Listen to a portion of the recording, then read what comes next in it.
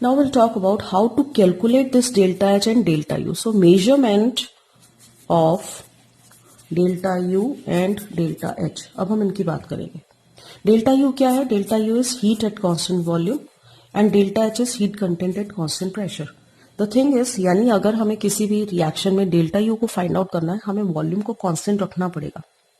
And if you are going to find this delta H, तो हमें pressure को constant रखना पड़ेगा. So let us discuss both one by one. First will talk about the measurement of delta you. Delta U को major करने के लिए हमें एक स्पेशल एपरेटस चाहिए होता है जिसको हम कहते हैं बॉम्ब कैलोरीमीटर. क्लोज कंटेनर होता है, इसके अंदर ही रिएक्शन को कैरी आउट किया जाता है. सो बेसिकली अगर हम बात करते हैं डेल्टा यू, तो it is carried out in a apparatus. We call it as bomb calorimeter which is having a bomb. क्या होता है बेसिकली? यहाँ पे बॉम्ब वर्ड यूज होता है एक स्ट्रॉन्ग स्टील वेसल से. स्ट्रॉन्ग स्टील वेसल है जिसको हम बॉम्ब कहते हैं. ठीक है, इसको बहुत हाई प्रेशर पे रखा जाता है.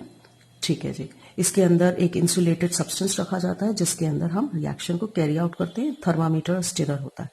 कोई भी सब्सटेंस लिया आपने, उस सब्सटेंस को अगर आपने उस बॉम्ब कैलोरीमीटर में हीट किया, तो बॉम्ब कैलोरीमीटर में हीट करने से आप देखते हैं कि उसका टेम्परेचर इंक्रीज होता है. टेम्परेचर इंक्रीज होता है तो वो जिस भी सब्सटेंस के अंदर, जिस भी कंटेनर के अंदर रखा हुआ है, उसके बाहर हमारे पास लिक्विड भरा हुआ है. So that heat will be transfer. जितना भी हीट यहाँ पे हमने हीट किया सब्सटेंस को, यहाँ पे हमने हीट लिया हुआ है, यहाँ पे हमने सब्सटेंस को हीट किया with the help of thermometer. We just increase the note the temperature. यहाँ पे हमने बाहर इस कंटेनर के अंदर रिएक्शन कैरी आउट किया, कंबशन हुआ, टेम्परेचर बाहर गया, बाहर स्टिरर लगा हुआ है. That stirs the solution so that uniform heating होगी. थर्मामीटर से change in temperature find out करेंगे. सो बेसिकली हुआ क्या, हमने एक एक्सपेरिमेंट किया, कंबशन किया सब्सटेंस को, इसकी हीट बाहर ट्रांसफर हुई. इस सब्सटेंस को, इस पूरे को हमने एक रखा है बॉम्ब कैलोरीमीटर में. This is the strong steel vessel, that is bomb. यहाँ पे हमारे पास एक कंटेनर है. इस कंटेनर के अंदर हमने रखा है थर्मामीटर, लिक्विड, जिसकी हीट कैपेसिटी हमें पता है, specific heat capacity. So basically हुआ क्या, हमने इस पूरे एक्सपेरिमेंट में उसको कंबशन किया, चेंज इन टेम्परेचर जितना भी हुआ उसको नोट कर लिया. अब मैं आपसे कहूं कि अब डेल्टा यू निकालिए, तो डेल्टा यू बेसिकली क्या हुई, हमें हीट पता है, हीट कैपेसिटी पता है. ठीक है, Q into delta T into M divided by M. Small M S कितना मास लिया था आपने सब्सटेंस का, कैपिटल एम एस इसका मोलर मास. क्यू ये क्या है, heat capacity of calorimeter, heat capacity, जिसे हम सी भी लिखते हैं. ठीक है, so delta U is equals to C into delta T into molar mass of the substance divided by जितना भी आपने मास लिया है, गिवन मास ऑफ सब्सटेंस, आपने जितना भी मास लिया है. सो बेसिकली इस फॉर्मूले में हमें क्यू पता चल गई, इसकी फिक्स हमारे पास हीट है. चेंज इन टेम्परेचर हमने थर्मामीटर से ले लिया. We know the molar mass, we know the given mass. We can easily find the value of delta U using this formula if we know the value of Q. So we need this special apparatus to find the value of delta U. Now the thing is delta H, क्योंकि problem आती है volume को constant रखना, and we require some specific apparatus like bomb calorimeter for the calculation of delta U. हम बात करते हैं delta H की. डेल्टा एच क्या चीज है? Delta H is nothing the heat content at constant pressure.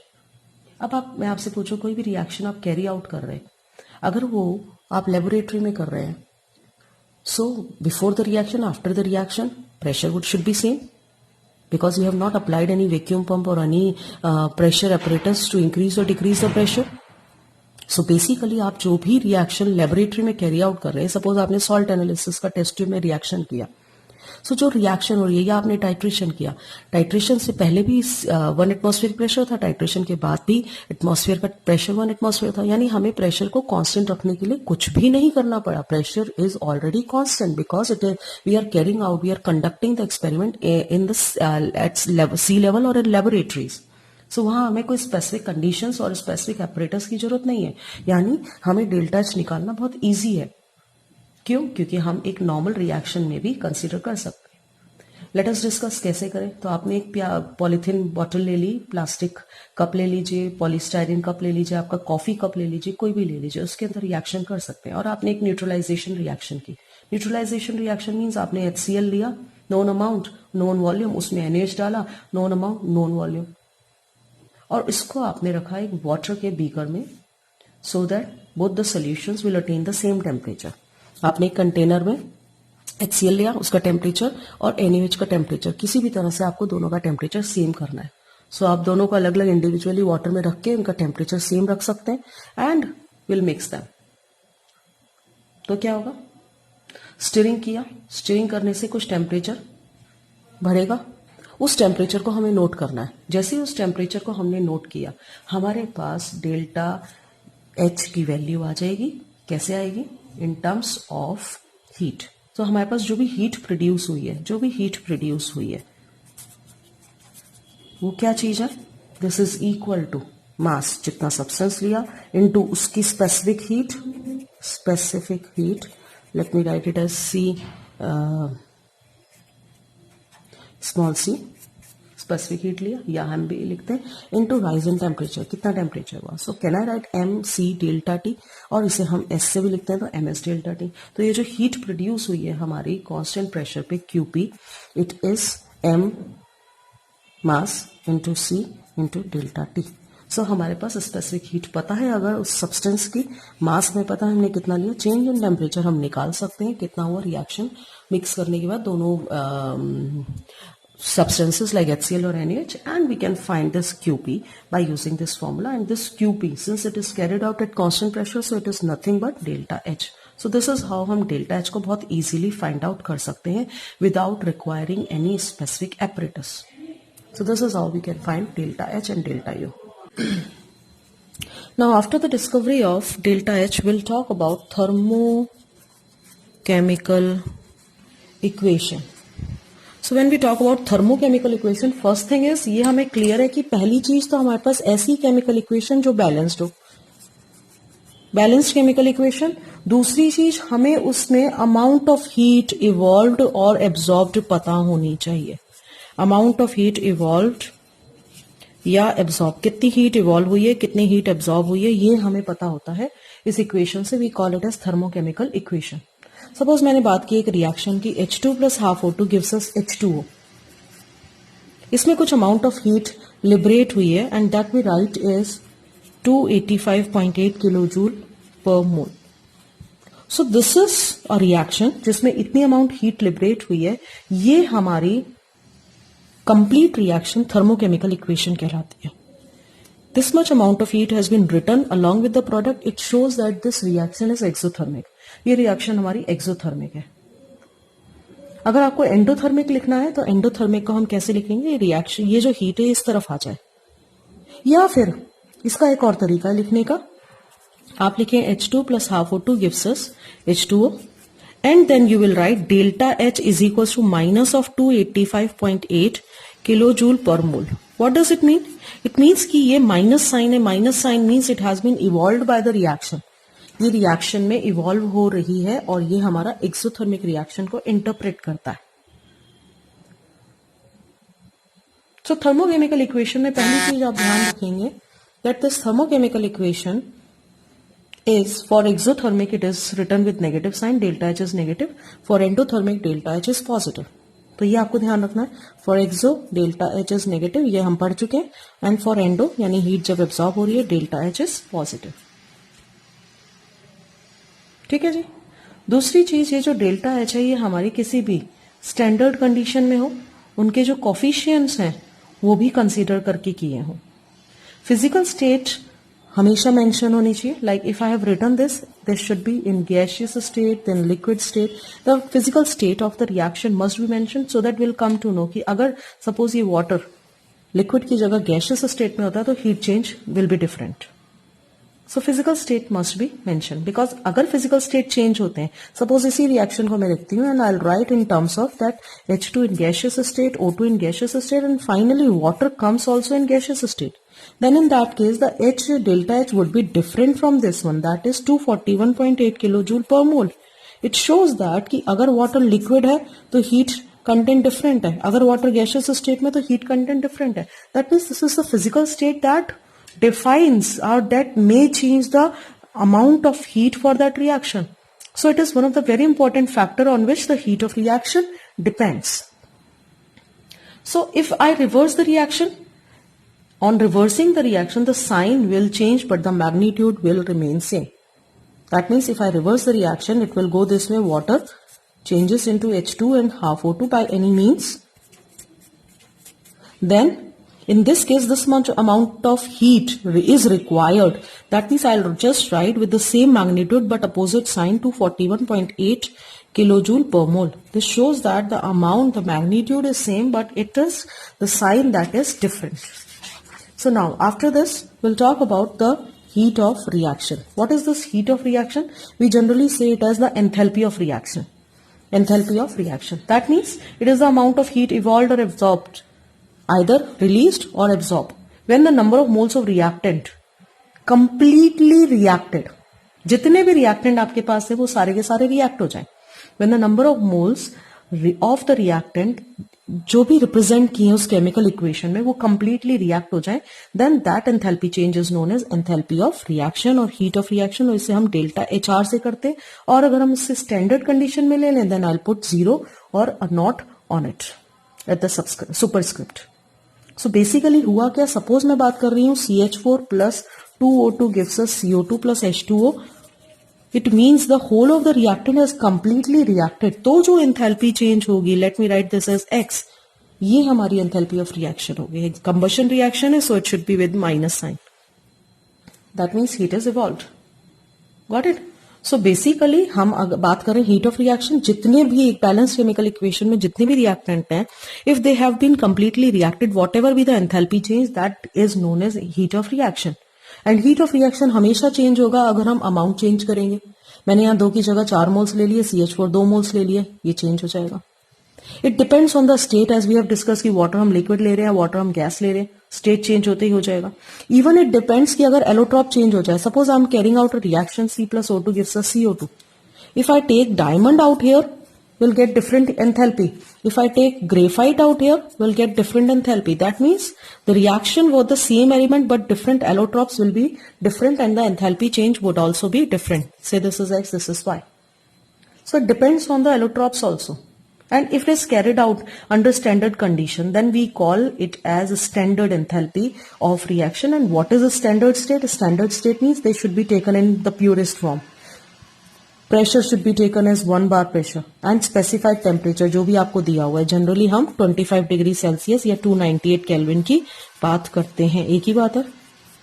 So if we have this as the condition, the substances are in the purest form and pressure is 1 bar, temperature is this one, then we consider it to be the standard enthalpy of reaction. इसके अलावा भी हमारे पास अलग अलग तरह की reactions होती हैं. We have different type of reactions. So enthalpy of combustion, the enthalpy change, generally combustion की बात हो रही है तो exothermic है, so enthalpy evolved or heat evolved when 1 mole of substance is completely burnt in oxygen. आपने 1 mole of methane लिया, उसको completely burn किया, जितना मर्जी oxygen लगे to balance. Whatever be the enthalpy change for this reaction is enthalpy of combustion. That means हमें combustion reaction की बात करनी है. Suppose I'm taking carbon. So carbon changes into carbon dioxide. जो एंथैल्पी चेंज लगी वो हमारी एंथैल्पी ऑफ कंबशन हुई. सो हमें ध्यान क्या रखना है, we need to take 1 mole of the fuel, 1 mole of the substance that should be completely burned. If it is carried out under standard conditions, we call it as standard enthalpy of combustion. और उसे represent कैसे करेंगे, delta H C not. This not should be written in superscript. तो standard enthalpy में क्या होगा, आपको conditions क्या लेनी है, 298 kelvin temperature, 1 bar pressure and the substance 1 mole. 1 mole of that substance has to be taken. Okay, so this enthalpy of combustion is nothing but known as calorific value when these fuels have been replaced by the food item. अगर आपके पास fuel की जगह हम food की बात करें तो हम उसी एंथैल्पी ऑफ कंबशन को कंसीडर करते हैं calorific value. So calorific value is nothing but the enthalpy of combustion.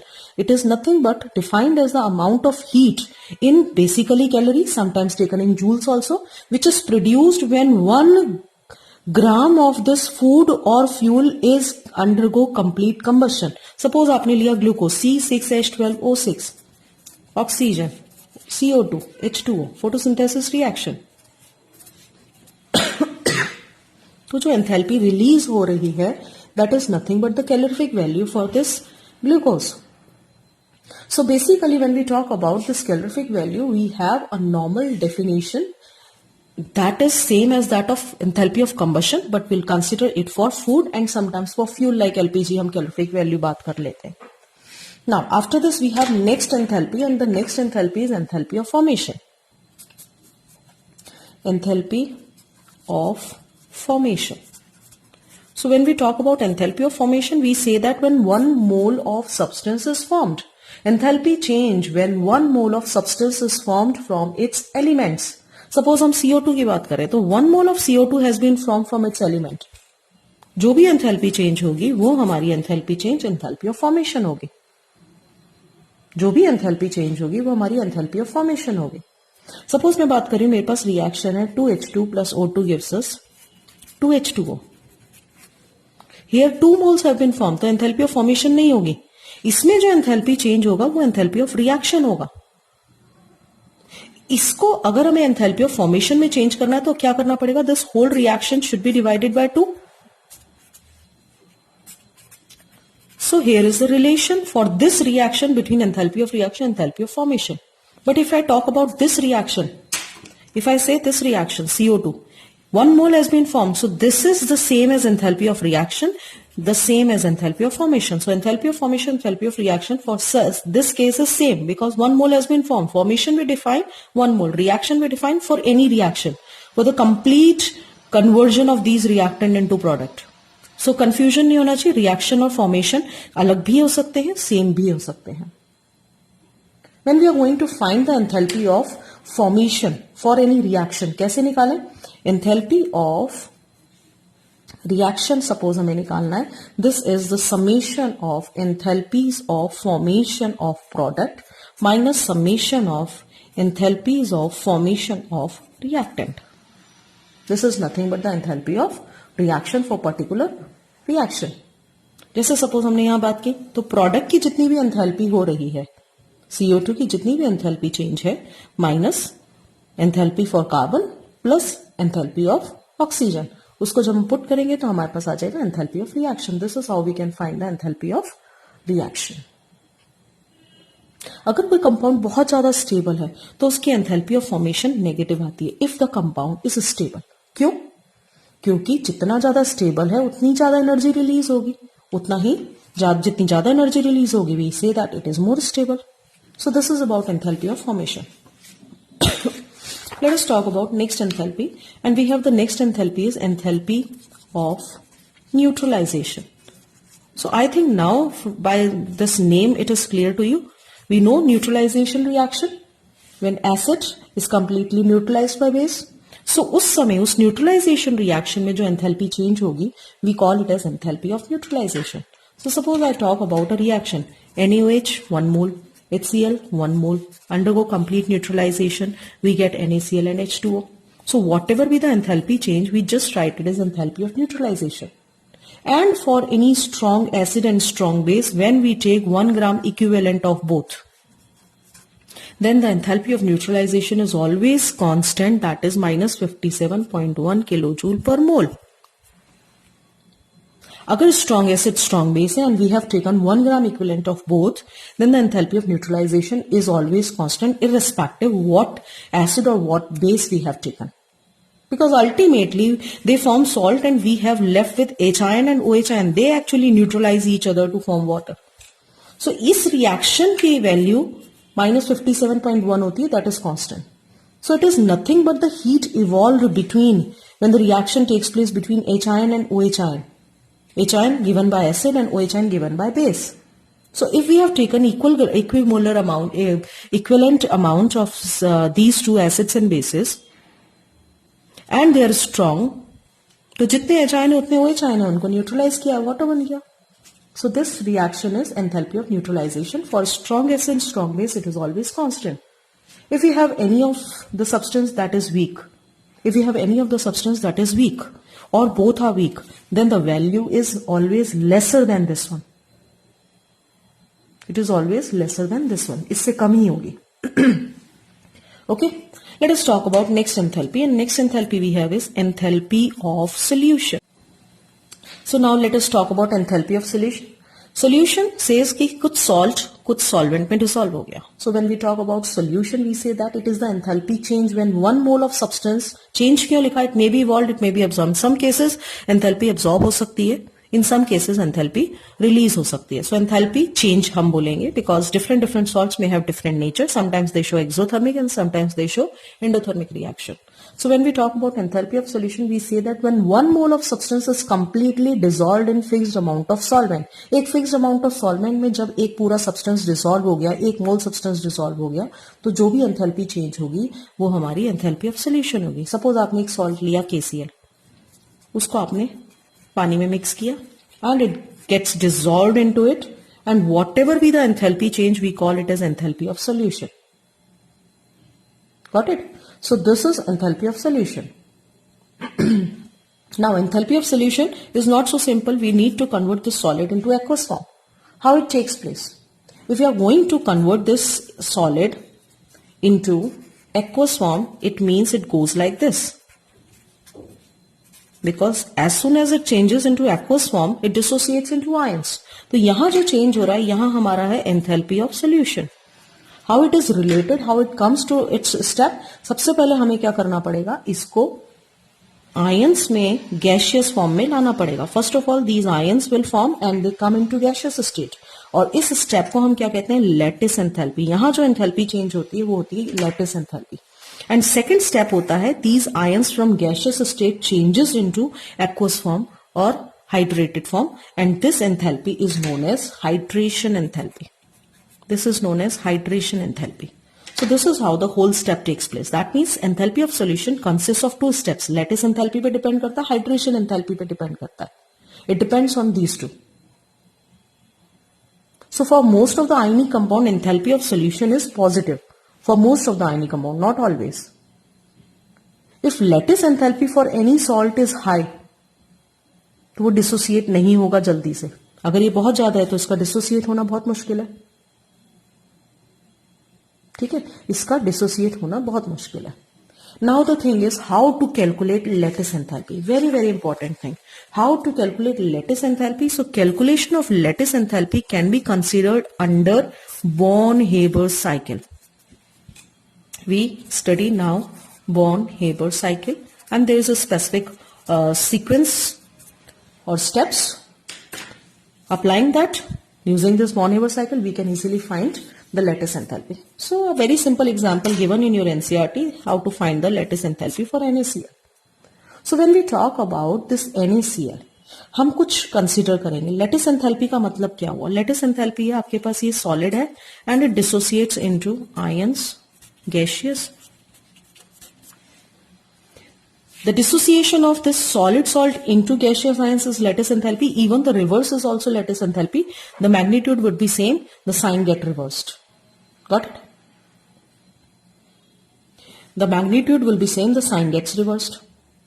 If suppose I have started with sodium solid and chlorine gas that exists in its natural form, अगर ये दोनों आपस में मिल जाते हैं तो हमारे पास NaCl बनता है solid state में. ऐसा ही कुछ होता है. एंड इस एंथैल्पी को हम क्या कहते हैं, एंथैल्पी ऑफ फॉर्मेशन. तो हम यहीं से स्टार्ट करेंगे और हम देखेंगे कि किस तरह से हमारे सेट्स घूमते हैं. सो पर्टिकुलरली बेसिकली हमें इन दोनों को इस फॉर्म में लाना है. सो सबसे पहले हम सोडियम ले लेते हैं. सोडियम को हम सोडियम गैस में कन्वर्ट करेंगे. So solid changes into gas directly, we call it as sublimation energy. Gas changes into ion, loses electron, we call it as ionisation energy. ये हमने बना लिया sodium. Now we'll talk about chlorine. So Cl2, we need to dissociate this Cl2 into Cl. In gaseous state, it is already in gaseous state. We need to dissociate it. So we call it as dissociation enthalpy. If I'll take one Cl2, then it would be half of this one. As I have taken half of this one, so I'll take. Then making an ion, Cl minus. Energy is known as electron gain enthalpy. Electron affinity or electron gain enthalpy. Now we have these 2 ions. These 2 ions, when they mix together, they combine together and they form NaCl. This is known as lattice enthalpy, which we generally represented by U. So हमारे पास कौन कौन सी enthalpies involve हो रही हैं? Delta enthalpy of formation is equal to 1, 2, 3, 4, 5, 5 enthalpies use हो रही है. कौन सी 5 है? If I write delta H F is equal to sublimation energy plus ionisation energy plus dissociation enthalpy plus ये एनर्जी रिलीज होती है, so electron gain enthalpy it should be written with its minus sign plus lattice enthalpy. So this is how we get a set of all these enthalpies. If we know all other enthalpies, delta HF, sublimation, ionization, dissociation enthalpy, electron gain enthalpy, we can easily find the value of this lattice enthalpy using this complete Born-Haber cycle. And this is how we can calculate the lattice enthalpy using this application or using this Born-Haber cycle. So this is how lattice enthalpy can be calculated. अब lattice enthalpy से क्या पता चलता है? जितनी ज्यादा lattice enthalpy उतनी ज्यादा stability, कंपाउंड उतना ही ज्यादा स्टेबल होगा, आयनी कंपाउंड उतना ही ज्यादा स्टेबल होगा, और स्टेबल है तो उसकी solubility कम होगी. जितनी ज्यादा lattice enthalpy, solubility उतनी ही कम होगी. Lesser will be the solubility उतनी ही कम होगी. Let us talk about few more enthalpies. So next we have is enthalpy of atomization. Enthalpy of atomization. Atomization means atom बनाना है. एटोमाइजेशन का मतलब एटम बनाना है. You have H2, you dissociate into 2H, atom बना लिया. Enthalpy जो हुई, enthalpy of atomization. That means 1 mole of gaseous substance dissociate into gaseous atom. आपके कोई भी सब्सटेंस है, अच्छा जरूरी नहीं गैसियस ही हो, आपको उसको सॉलिड से भी डिसोसिएट कर सकते हो. 1 mole of substance dissociate into gaseous atom. The enthalpy involved is enthalpy of atomization. कैसे प्रेजेंट करते हैं? Delta H A, enthalpy of atomization. आपके पास CH4 है, गैसियस फॉर्म में, आपने इसे डिसोसिएट किया, C+4H, enthalpy of atomization. Generally bond टूटता है, so it is endothermic, positive होती है. बॉन्ड टूट रहा है तो पॉजिटिव है. Let us talk about next enthalpy. Next enthalpy we have is enthalpy of ionization.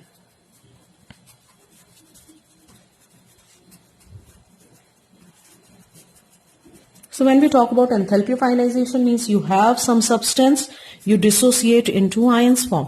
अब ये अपने आप तो नहीं होता. Suppose this is present in gaseous state, आपने इसमें पानी डाला, changes into aqueous form. अभी हमने पढ़ा था वही चीज है.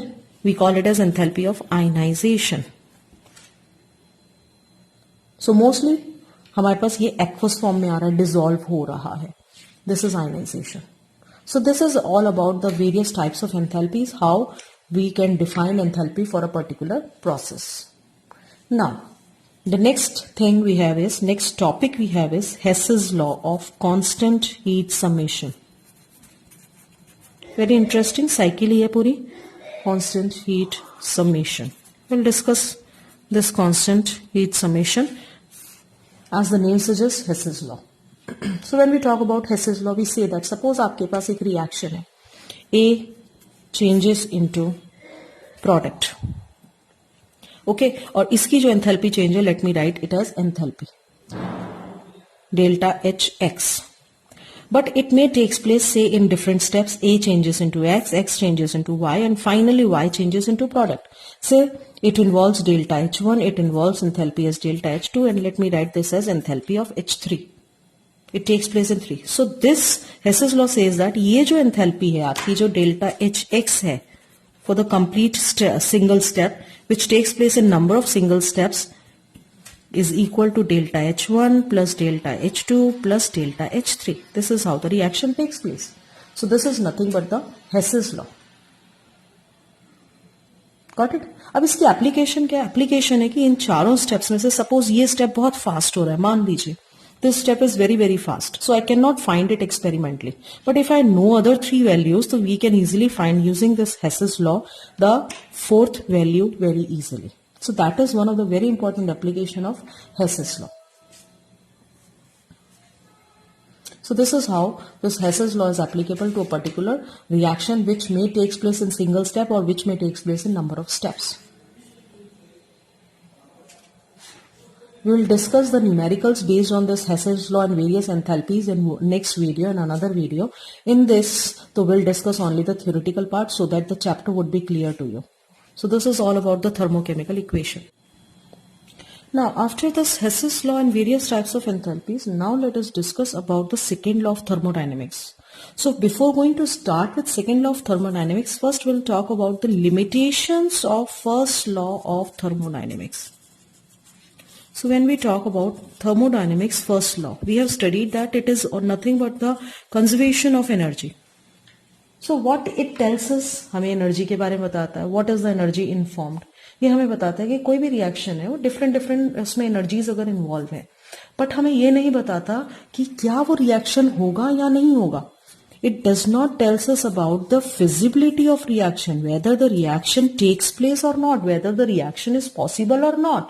हम हमेशा ये बात करते हैं कि हीट जो है हमेशा one higher temperature to lower temperature flow करता है, बट फर्स्ट लॉ कभी भी ये नहीं बताता कि ऐसा क्यों हो रहा है.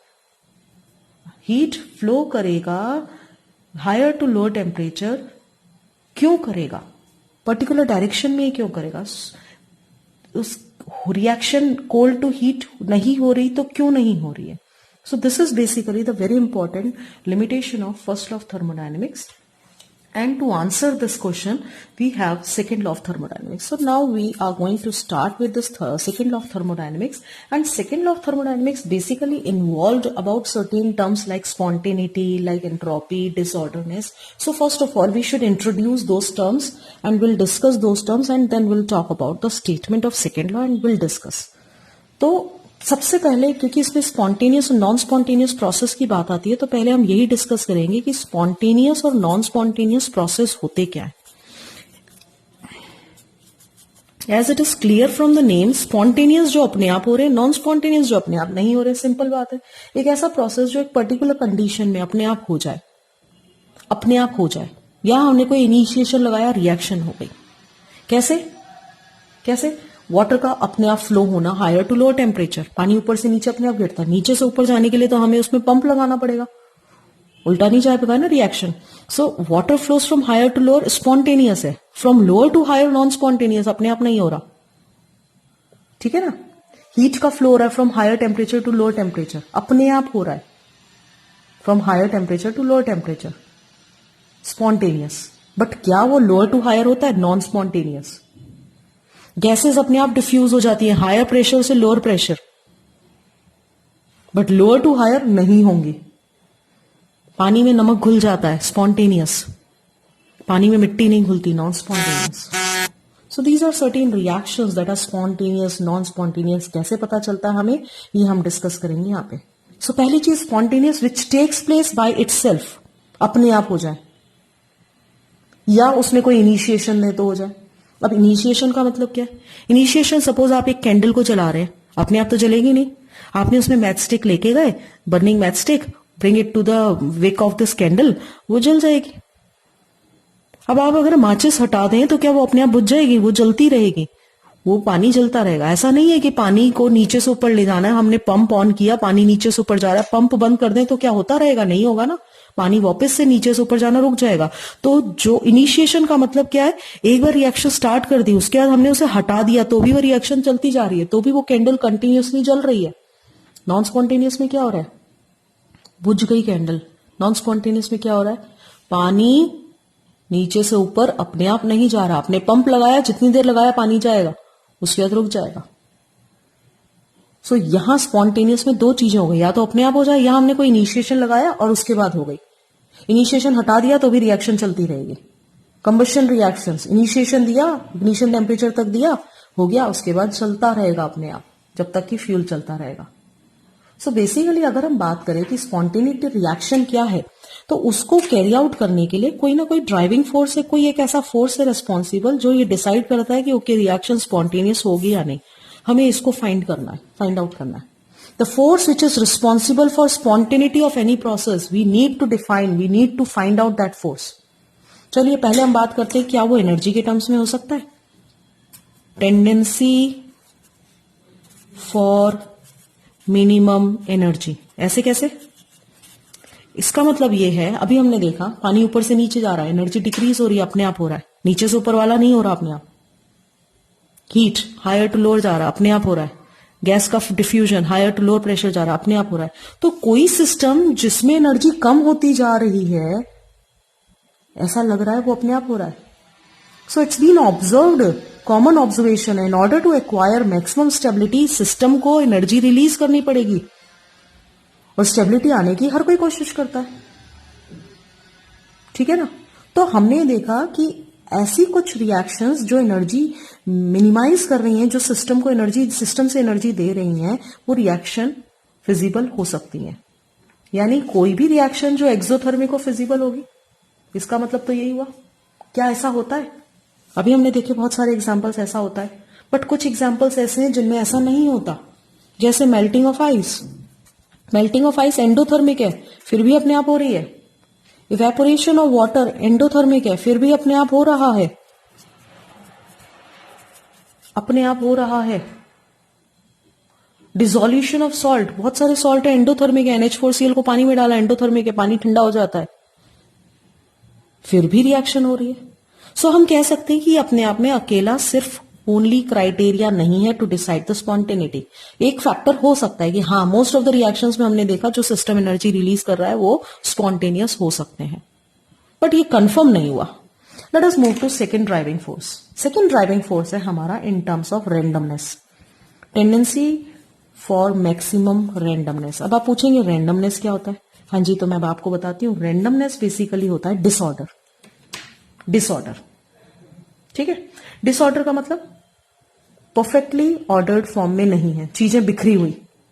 ठीक है, सवेरे आपने अपना रूम ठीक किया, शाम तक आते आते बिखर गया. अपने आप हुआ ना, स्पॉन्टेनिटी, स्पॉन्टेनियस हो गया. फिर चीजें आपको समेटनी पड़ेंगी. गैसेस की मिक्सिंग, मिक्सिंग ऑफ गैसेस.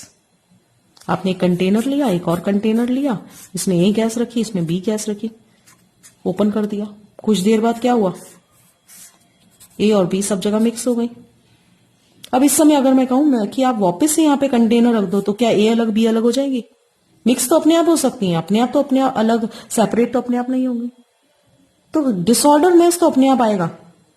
कोई भी सिस्टम में डिसऑर्डरनेस तो अपने आप आएगा. नहीं, कोई भी सिस्टम अगर इंट्रोपी, इंट्रोपी मीन्स रैंडमनेस बढ़ा रहा है, तो रिएक्शन स्पॉन्टेनियस हो सकता है.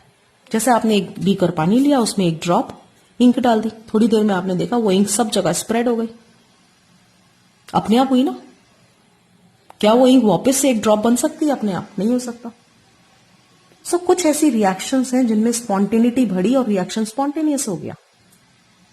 जैसे अब हम बात कर सकते हैं melting of ice. Melting of ice में क्या हुआ? सॉलिड में था पहले, किस में कन्वर्ट हो गया? लिक्विड में. एंट्रोपी बढ़ी. कैसे बढ़ी? सॉलिड में तो पार्टिकल्स बिल्कुल अपनी जगह परफेक्टली ऑर्डर्ड फॉर्म में थे. जैसे ही सॉलिड से लिक्विड में आए, डिसऑर्डरनेस बढ़ गया. लिक्विड से गैस में जाएंगे, इवेपोरेशन ऑफ वाटर, डिसऑर्डरनेस और बढ़ गया.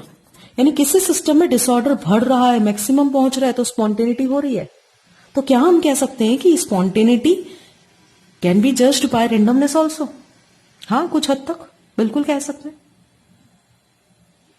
तो हम देखते हैं कि कुछ ऐसी रिएक्शंस जो हम, जिसको हम इससे एक्सप्लेन नहीं कर पा रहे थे, एंट्रोपी उसे बहुत अच्छे से एक्सप्लेन कर रही है, but still it has some limitations. Liquefaction of gas, solidification of liquid. Liquefaction of gas का मतलब क्या हुआ? गैस उल्टा जा रही है, जो जाती है मीन्स इसके अगेंस्ट हो गया. Solidification of liquid, liquid solidify हो रहा है, जो होता है स्पॉन्टेनियस है, इसका मतलब इसके अगेंस्ट है. दैट मीन्स इसकी भी कुछ ना कुछ लिमिटेशंस है, ये भी अपने आप में कंप्लीट नहीं है. सो ओवरऑल ड्राइविंग फोर्स तो भाई अभी तक हमें नहीं समझ में आया. ओवरऑल ड्राइविंग फोर्स क्या है जिससे हम ये डिसाइड कर पाए कि रिएक्शन स्पॉन्टेनियस है या नहीं है? अब हम डिसाइड करेंगे. So will move and will reach to overall driving force. Overall driving force क्या कहता है? ओवरऑल ड्राइविंग फोर्स में हमारे पास एक फैक्टर आता है, and that factor is Gibbs free energy. That factor is Gibbs free energy. हम उसे रिप्रेजेंट करते हैं जी से. जी से रिप्रेजेंट करते हैं. हम क्या कहते हैं उसे? जी. जी क्या है? Gibbs energy.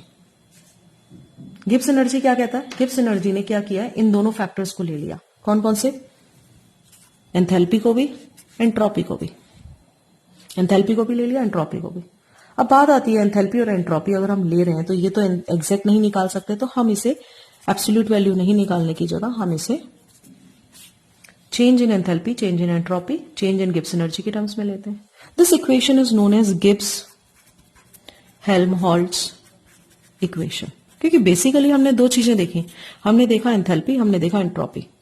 ये दोनों एंथैल्पी और एंट्रोपी, एक डिक्रीज हो रहा है दूसरा इंक्रीज हो रहा है, तो कहीं ना कहीं हम स्पॉन्टेनिटी निकाल पा रहे हैं। तो अगर इनका रिजल्टेंट इफेक्ट आ जाए तो हम स्पॉन्टेनिटी का ओवरऑल ड्राइविंग फोर्स निकाल पाएंगे कि यस ये हो गया तो हमेशा रिएक्शन स्पॉन्टेनियस होगी।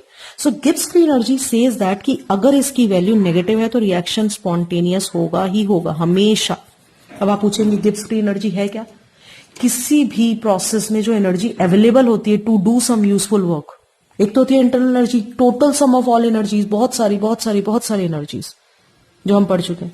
एक होती है Gibbs energy, G, available to do useful work, free energy available to do useful work.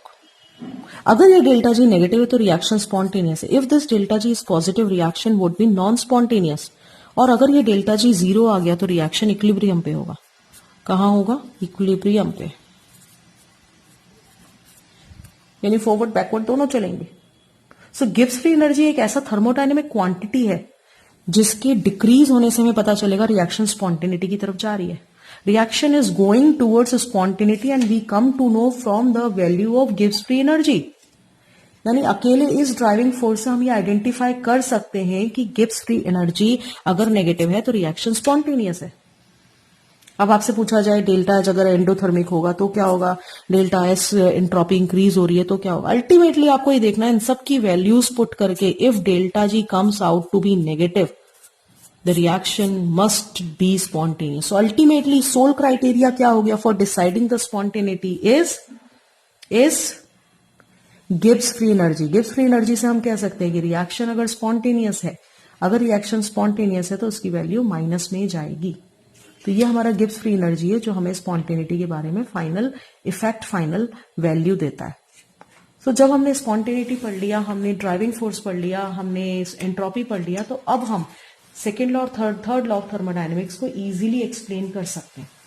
Now second law of thermodynamics says that जितने भी स्पॉन्टेनियस प्रोसेस हैं, सेकेंड लॉ की हम बात करें, ऑल स्पॉन्टेनियस प्रोसेसेस, स्पॉन्टेनियस मतलब अभी हमने पढ़ा था जो अपने आप हो रहे हैं, are thermodynamically irreversible, are thermodynamically irreversible। जो रिएक्शन अपने आप हो रहे हैं वो थर्मोडायनेमिकली इरिवर्सिबल है।